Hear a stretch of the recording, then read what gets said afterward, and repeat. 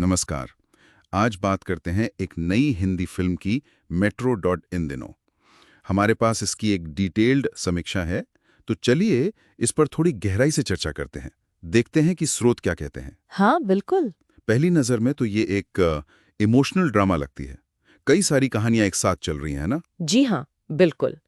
ये अनुराग बसु की फिल्म है और उन्होंने पहले लाइफ इन अ मेट्रो बनाई थी। अच्छा, हाँ। तो स्रोत इसे पहली फिल्म का मतलब एक तरह का स्पिरिचुअल सीक्वल मान रहे हैं। कहानी तो अलग है, पर वो शहर वाला फील, रिश्तों की बातें, वो सब कुछ वैसा ही है। बस नए किरदार हैं, आज का टाइम है। और कास्ट भी काफी दिलचस्प है। आदित्य रॉय कपूर, सारा अली खान, पंकज त्रिपाठी, कोंकणा सेन शर्मा। हाँ, मैंने लिस्ट देखी। नीना गुप्ता, अली फजल, फातिमा सना शेख भी हैं। बड़ी कास्ट है। बिल्कुल। और संगीत प्रीतम का है, जिसकी काफी तारीफ हो रही है स्रोत में। हाँ, संगीत का जिक्र तो है। तो ये जो अलग अलग कहानियां हैं, ये किस बारे में है? समीक्षा क्या कहती है? समीक्षा के हिसाब से ये आजकल के रिश्तों की जो कॉम्प्लेक्सिटीज हैं उनको दिखाती है। जैसे कोई अपनी शादी बचाने की कोशिश कर रहा है, कोई अकेलेपन से जूझ रहा है, किसी को शायद नया प्यार मिल रहा है, कोई मतलब रिश्तों की उलझनों में ही फंसा हुआ है। ये तो आजकल बहुत रिलेटेबल लगता है, खासकर शहरों में। सही कहा। इसमें किरदारों के अलग अलग शेड्स हैं। जैसे पंकज त्रिपाठी और नीना गुप्ता की एक मैच्योर लव स्टोरी है। अच्छा। जो शायद रिश्तों में ठहराव या दूसरी पारी की बात करती है। फिर कोंकणा सेन शर्मा और अली फजल का ट्रैक है, वो भरोसा, बदलाव, इन सब पर है। और यंग जनरेशन का क्या? आदित्य और सारा? हाँ, उनका ट्रैक आज की पीढ़ी को दिखाता है, करियर का प्रेशर, प्यार, अपनी आइडेंटिटी बनाना, इन सब के बीच का संघर्ष।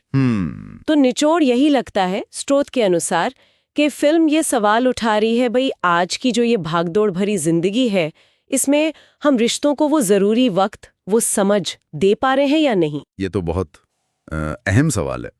अच्छा, समीक्षा में फिल्म की कुछ पॉजिटिव बातें भी बताई गई हैं, स्ट्रेंथ्स। हाँ बिल्कुल, जैसे आपने कहा, प्रीतम का संगीत और बैकग्राउंड स्कोर उसे बहुत ही दिल छूने वाला बताया गया है। और विजुअल्स, सिनेमेटोग्राफी। हाँ, उसे सॉफ्ट और रियल कहा गया है। बहुत लाउड नहीं, कहानी के मूड के हिसाब से यथार्थवादी। और एक्टर्स, इतनी बड़ी कास्ट है। एक्टिंग को भी सहज और नेचुरल बताया गया है।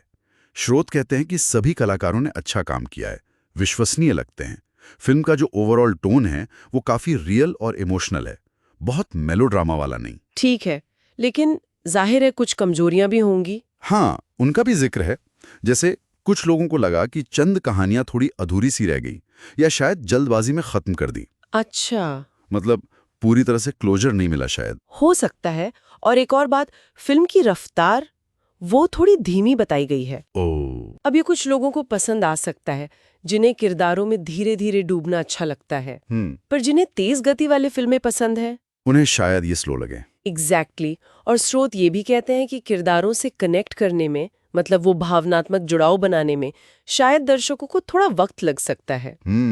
शायद क्योंकि कई सारी कहानियां एक साथ चल रही हैं। हाँ, ये एक वजह हो सकती है। तो फिर ऑडियंस और क्रिटिक्स का क्या कहना है? ओवरऑल रिएक्शन कैसा रहा? देखिए, स्रोत बताते हैं कि रिएक्शन मिला जुला रहा है, मिक्स्ड। IMDb पर रेटिंग 7.4 के आसपास है। ठीक है। और बॉक्स ऑफिस कलेक्शन भी शुरुआती 10 दिनों का लगभग 118 करोड़ बताया गया है।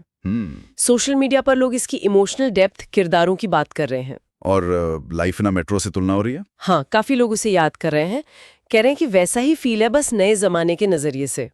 तो कुल मिलाकर समीक्षा का फाइनल वर्डिक्ट क्या है? फाइनल वर्डिक्ट यही है कि मेट्रो दिनों एक शांत, सच्ची और अपनेपन का एहसास कराने वाली फिल्म है। अच्छा।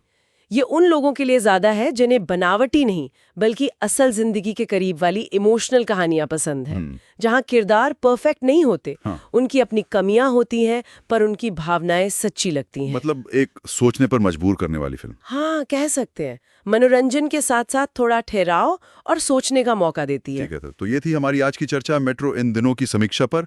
हमने इसके अलग अलग पहलू देखे, कहानी, प्रेजेंटेशन, क्या अच्छा लगा, क्या शायद उतना नहीं, और इसे कैसा रिस्पॉन्स मिला, जैसा कि हमारे स्रोत में बताया गया। जी, और ये वाकई सोचने वाली बात है कि आज के इस बदलते दौर में, जहां रिश्ते भी इतनी तेजी से बदल रहे हैं, क्या हमें ऐसी और कहानियों की जरूरत है? कहानियां जो हमें थोड़ा रुक कर सोचने पर मजबूर करें कि हम अपनी जिंदगियों में इन मानवीय रिश्तों को कैसे